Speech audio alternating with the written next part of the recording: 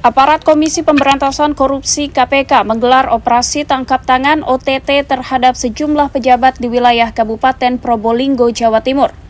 Mereka yang terjaring OTT berikut sejumlah barang buktinya sempat dibawa untuk menjalani pemeriksaan awal di Markas Kepolisian Daerah Jawa Timur, Jalan Ahmad Yani, Surabaya, Senin 30 Agustus.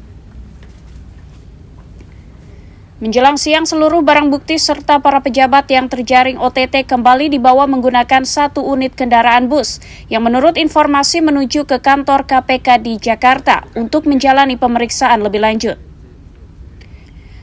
Tampak beberapa pejabat yang digiring ke dalam bus, diantaranya adalah Hasan Aminuddin, mantan Bupati Probolinggo 2 periode sejak 2003 hingga 2013, yang kini menjabat anggota DPR RI dari Partai Nasdem.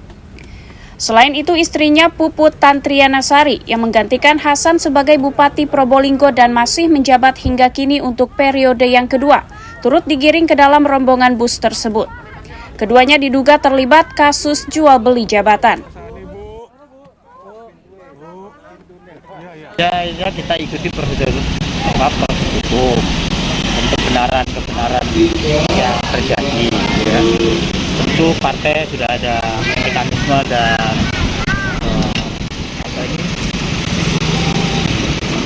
aturannya sudah aturan penegakan dari partai juga sudah ada.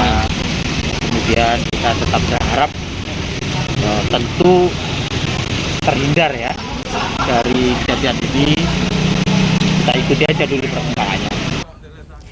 Pengurus Dewan Pimpinan Pusat DPP Partai Nasdem Dosi Iskandar membenarkan 2 kader terbaiknya asal Kabupaten Probolinggo tersebut terjaring OTT KPK.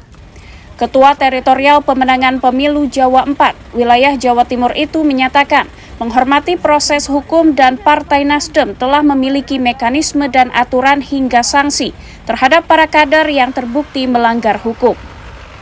Dari Surabaya, Jawa Timur, Hanif Nasrullah, Fikih Arfani, Kantor Berita Antara, mewartakan.